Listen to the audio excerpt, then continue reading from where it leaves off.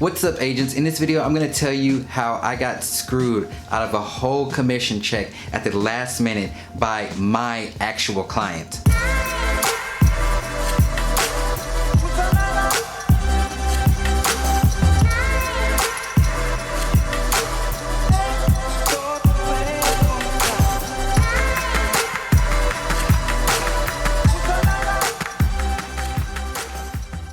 Alright, so here's what went down. Here's how I lost practically like $8,700 in a moment's notice, and it was my client's fault. So wait, let me just backtrack before we even get to the money. It started out with the cold call. So I was cold calling one day, and I believe this one was a for sale by owner. So it was a for sale by owner, and they were located up north, a little north of Dallas. And so I called him, and he had kind of an interesting situation. He didn't try to put me off the phone. He was totally cool with talking, and he just kind of laid it all out there on that first phone call. So he said that he has this home.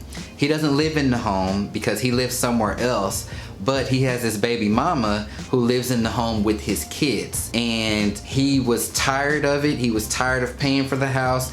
She needed to go and get her own. He was just completely done, frustrated, so he wanted to sell the home. Typically, clients, they don't really say all this information on the first phone call, but this man did. So I was just kind of like, all right, so there's gonna be some baby mama drama with this one. We need to get her on board, make sure they're in agreement, all that kind of stuff. I was just already playing what could be the big issues in my head. So I asked him, I was like, who does the home belong to? It belongs to him.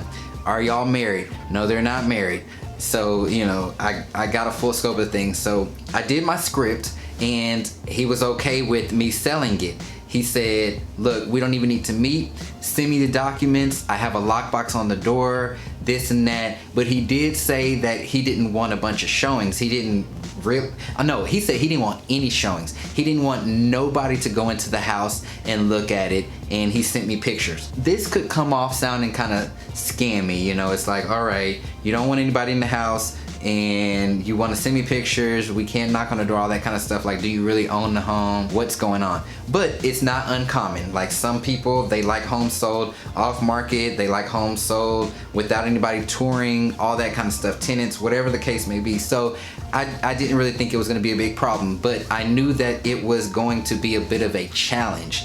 So we couldn't put a sign in the yard, we couldn't do all of that, but we were able to still market the house. But I knew that it was gonna be a little bit of a challenge. All right, boom. So we got the listing agreement signed. He signed it, I verified that he was the actual owner of it, all that kind of stuff. Now, here's where it got kind of tricky, because I was needing to speak with the person who was in the house, because I got this uneasy feeling that she was not on board with this, and that it was going to be an issue. And so he didn't want me to talk to her, then he didn't want me to talk to her, and then I persisted, and I was like, I need to speak with her. And then he finally allowed it. So get on the phone with the baby mama who lives in the house, and she just starts going off and going off, and I expected it. I knew that this was gonna happen. I knew that this was gonna happen. She starts going off saying, we not moving out, we don't have anywhere to go, all this kind of stuff, and we're not cooperating and this and that. Then I spoke to the seller. He got angry, of course, because he was like, she don't own nothing, this and that, and it was just this big dramatic thing. All right, so guess what I did? I said, all right, do y'all have a lease? He said, no, we don't have a lease. I said, go ahead and put her in a lease, and I will sell to an investor who will honor that lease, so that way she doesn't have to move out. Perfect idea. They were like, okay, sounds good. She was on board with it. She was cool with doing that, and he was cool with doing that. So what did I do? I started calling my investor clients, and I found one. I found one who wanted the house. He was cool with the terms, all that kind of stuff. My actual buyer. So here we go. We get this house under contract.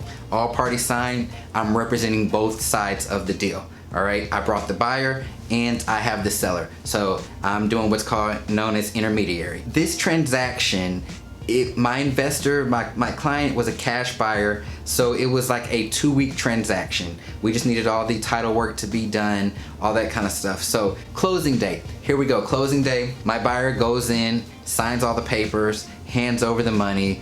He's about to get the house. Now keep in mind, he hasn't walked in the house. He hasn't really done anything with the house. He just knows the location. He knows there's a tenant in there. He's cool with it, okay? He didn't want to do an inspection. Like, he was totally fine with it. I mean, he has money. He just wants the property.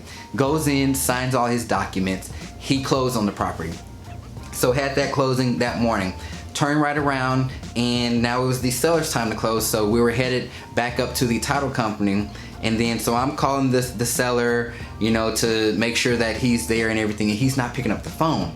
And I'm like, okay, you know, I'm starting to get a little worried. So I'm calling him, and then we're about to turn into the parking lot, and I called him again. No, he finally calls back, and oh my gosh, like, I'm getting, just thinking about this again, oh my gosh. He finally calls back, and then he goes, I'm not closing on the property, I don't care what happens. And I was like, whoa. I mean, we're literally probably 5 minutes from when he's supposed to be there. And he's like, yeah, I don't want to close on it, I'm not showing up, y'all can do whatever y'all want to do, and that's that, and hangs up the phone. I was literally sitting there in shock, like, oh my gosh, this has never happened to me. Literally on the way almost to the title company, this seller says that he's not coming in. So I call him back, and I'm just like, hey, do you know what could happen? The buyers could sue you, I mean, this and that. And he's like, I want to keep the house, I don't want it anymore, baby mama this, that, then the other, and yeah, I don't care what happens, I'm not signing. And literally gets off the phone. So from there, I'm having to call the title company, and I'm like, hey, the seller says that they're not coming in and they're not signing. And she's reminding me what could happen. And I say, yeah, he says he doesn't care.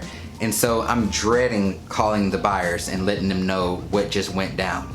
But I had to. So I called the buyers, and I was like, yeah, so the seller is not selling, he doesn't want to sign anymore. And then I'm expecting the buyer to just want to do the most, and he was just like, yeah, I understand, we'll just get our money back and maybe better luck on the next one. And I was like, are you serious? I was still so upset, but I guess I was relieved that he didn't want to. I mean, this man could have like pressed charges on this guy, and it could have turned into this big thing. But you know, he was an investor, he buys properties all the time, so it wasn't necessarily a big deal for him. But for me, as the agent, pulling that transaction together from a cold call and about to literally be paid both sides of a deal in a matter of minutes, being told that this deal is totally done and my client doesn't care. It sucks. Moral of the story, don't spend your money before you get it. Thank you for watching this video. Here's another video that you might find interesting. Go ahead and click on that, and it'll take you straight to the video. And if you haven't subscribed yet, click the subscribe button below. It's just a circular picture with my face in it. So click on that, and it'll subscribe you to my channel for more videos like these. Again, thank you for watching.